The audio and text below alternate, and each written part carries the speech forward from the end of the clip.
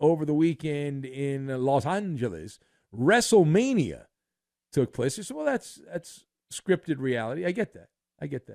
But our lead this hour comes from inside the ropes. The big moving and shaking in professional wrestling. If you have not heard, we learned, if you missed it, that the WWE is this close to being sold and forming a combat sports monster with the UFC and the parent company of the UFC. Now, CNBC tells us that Vince McMahon's operation has entered into the final stages of sales conversation with the UFC and their parent company, something called the Endeavor Group. We're not sure what that is, but they're worth more money than us. A deal that would join together in fusion. WWE and the UFC would form a new publicly traded combat sport company and entertainment company with combat sports, and mix these two together. And the announcement could happen as soon as later today when the sun gets up and people get back to work here on a Monday. They have to cross the T's and dot the I's. It is expected the value of the WWE, holy Vince McMahon, Batman, $9.3 billion. $9.3 billion. The value of the WWE after the stock finished trading on Friday at $91.26 per share.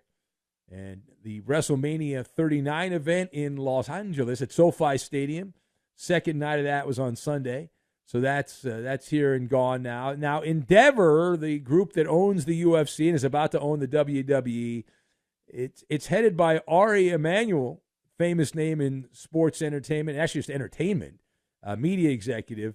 And that group would own 51% of the new company, and the shareholders of WWE would get the other 49%, but they would not have, obviously, controlling interest in that. So let us discuss the question, who are the losers of the UFC purchasing the WWE? So I've got Pineapple, Pirates of the Caribbean, and Ringmaster, and we'll put all of these things together, and dinner will be served. We're going to make some baba ganoush is what we're going to make. So to lead off, we almost always start with the losers. The better story is in the losing locker room, the agony of defeat. The losers on this one are always more compelling than the winners, and the heartbreak is where it's at. That's the common denominator in why the losing locker room is the better story. Now, there is no debate on this one.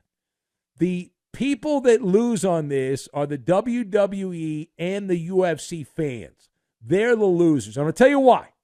Because anytime you have a mega merger, it is the consumer of the product that gets the short end of the pineapple. Okay, that's the way it is, right? That's the rough end. That's what they get. Now, how come?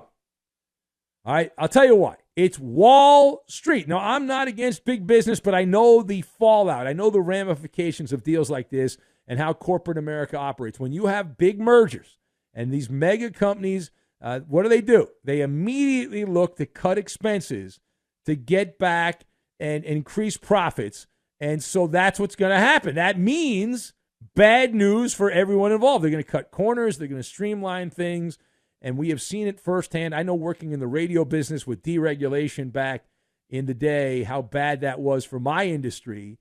And but you combine things together. It is not a pleasant situation, right? It's bad for the UFC because the WWE is scripted reality. And I will guarantee you, any controversial ending in the UFC, and eyebrows will be raised. Is that real, or was that some of the WWE influence? Was that choreographed? Was that staged for enhanced fan enjoyment? Now, furthermore, who are the winners?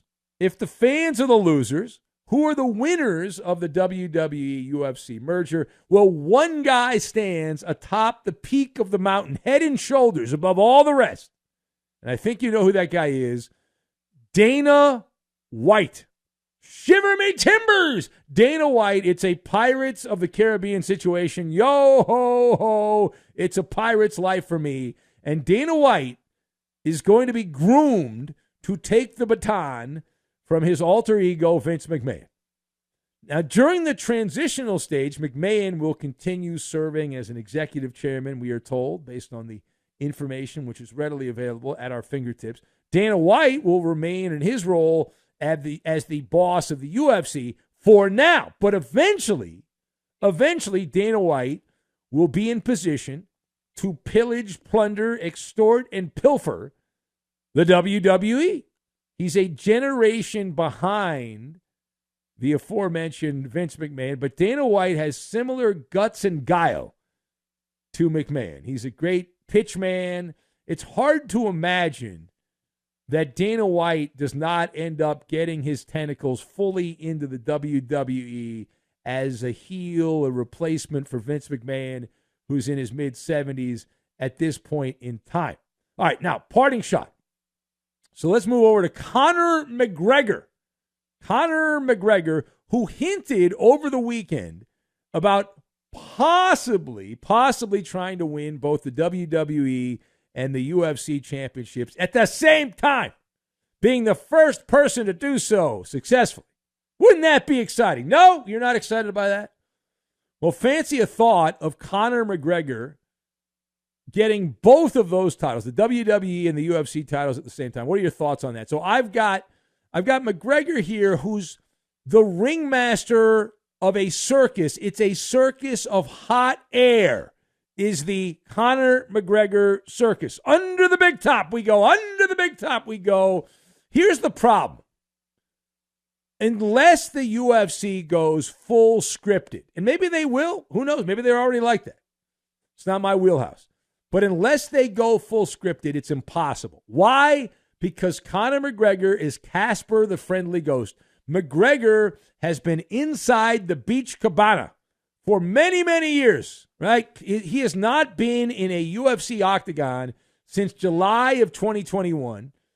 Now, he got hurt. He's also not been good when he's been in the octagon. He has not won since January of 2020. The Notorious One has only fought 4 times in the past 6 years. And he's talking about getting the UFC championship and the WWE. Listen, he can get the WWE. You just have to have good writers. You just write that out. McGregor is 22-6 in his MMA career. He also had that sham fight with Floyd Mayweather. And McGregor has lost 3 of his last 4 fights dating back to 2018. And he's not even ranked because of his inactivity. McGregor is unranked. You will not find his name on any ranking. He turns 35 this summer. And so he's going to need creative writing by both the UFC and the WWE in order to make all of this work.